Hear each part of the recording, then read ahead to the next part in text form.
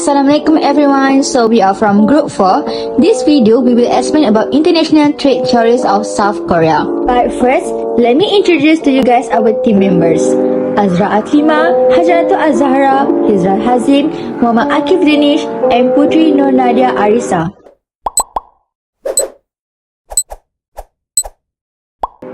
Hi, my name is Hajjaratul ZAHRA. So I'm gonna explain about international trade benefit.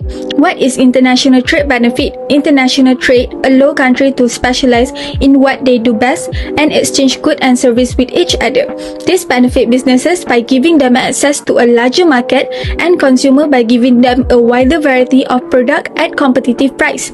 International trade also includes services like translation apps or music streaming and foster cultural exchange and global cooperation. While there are challenges, the overall benefit of international trade in promoting economic growth and cultural exchange. Next point is Korean economic profile and rise as a major trading nation. Korea rose from a water nation to become a major economic player through a miracle on the Han River. This success is attributed to government support for export-oriented industry like electronic and cars, leading to global giants like Samsung and Hyundai. Strong infrastructure, education, and a skilled workforce further fuel this growth. Despite recent challenge, South Korea's robust economy and focus on innovation position it well for future success in the global market. Last part is about importance of international trade theory in understanding South Korea trade pattern. Korean trade success require looking at multiple theory. The first one is comparative advantage, explain how focusing on industry like electronic where they had an edge boost export. The gravity model highlights strong trade with nearby countries like China due to geographical proximity. Finally, the theory of factor explains the shift from labor-intensive export to high-tech one as a South Korea workforce became more skilled. This theory together illuminates South Korea's remarkable trade journey. Next, I'm gonna pass to the next presenter, which is HAZIM. Thank you, Hajjaratul, for the introduction. Good afternoon, ladies and gentlemen. I am HAZIM MOHD. Today I will explain three important classical trade theories. Let's back to the historical root. First, the mercantilism, which was popular from the 16th to 18th centuries, focusing on building a nation wealth by having more export than import. This led to policies like high taxes on import, government support for export, and established colonized foreign resources. In other words, the economy should be controlled by the government and based on mining wealth in the empire. Next, in 1776, Adam Smith, the father of modern economy, introduced the theory of absolute advantage in his book, The Wealth of Nations. Smith says, countries should specialize in making goods they have can produce most efficiently. For example, South Korea becomes successful by focusing on electronics with companies like Samsung. Then, in 1817, David Ricardo introduced the theory of comparative advantage in his book on the principle of political economy and taxation.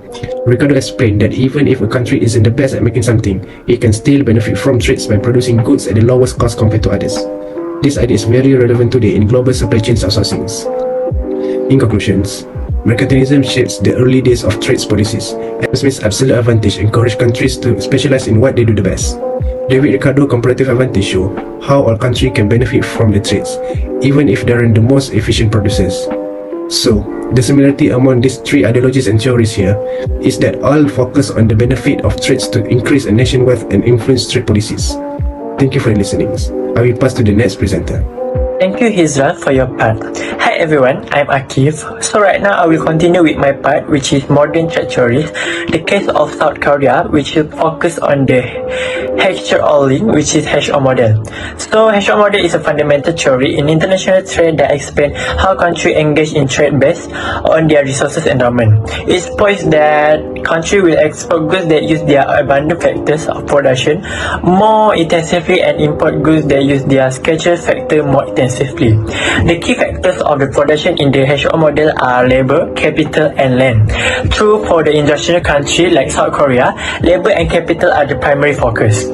By focusing on industry that align with abundant factors like skill, labor, and capital, South Korea has established a comparative advantage in this sector.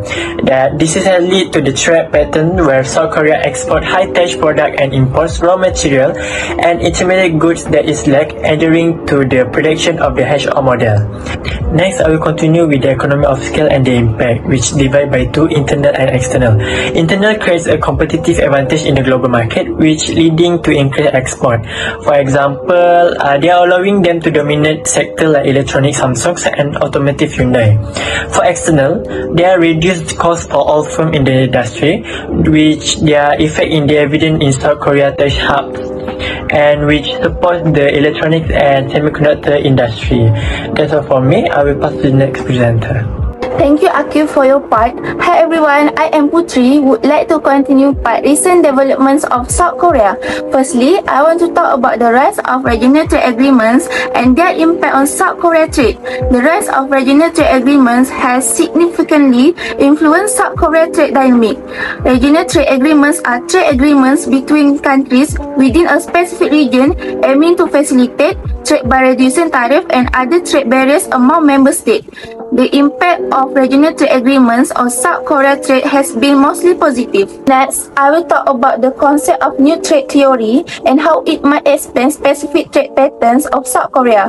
New trade theory developed in the late 1970s and early 1980 by economists such as Paul Krugman challenges traditional trade theories that are based on comparative advantage and factor endowments. Industry can achieve lower costs and higher efficiency through large-scale production, which in turn creates a competitive advantage for countries engaging in such trade practice. Lastly, one compelling real-world case study of an industry in South Korea that benefits from international trade is the electronic sector. The electronic industry in South Korea is a prime example of how international trade can propel a sector to global prominence. Major companies like Samsung Electronics and LG Electronics dominate this sector. So next, I will pass to the next presenter, Azra, to continue the presentation. Thank you, Putri and my fellow teammates for your brilliant explanation. Hello and Assalamualaikum, I am Azra AKLIMA binti MUHAMAD ZAIDI. So today I would like to present the conclusion of this topic. Here's a conclusion summarizing about international trade theories in South Korea. South Korea's trade boom is driven by a perfect storm of factors. Abundant skilled workers and capital let them focus on high-tech exports, according to the hajjaratul theory. Economies of scale both within companies, Samsung and industry cluster, Seoul tech hubs give them a further edge. Finally, modern trade agreements and theories solidified their position as a global trading leader. Next, the looking forward of future of international trade for South Korea. There are 2 points of South Korea's future in international trade. Firstly, tech advantage. South Korea's investment in R&D and high-tech industry like AI and semiconductors position them well for future growth and leadership. However, staying ahead of the curve requires continuous investment and attracting top talent in these rapidly evolving fields. Secondly, trade agreements. Regional trade agreements present a double-edged sword for South Korea. While they offer opportunities for market access and stronger regional ties, navigating their complexities and potential trade tensions with major partners is crucial. To mitigate risk from geopolitical disruptions, South Korea should diversify its trading partners and markets. Overall, South Korea's future in international trade is promising. However, adapting to a changing trade landscape and fostering inclusive growth will be critical for long-term success. Last but not least, here are some ongoing debates or controversies related to international trade and South Korea.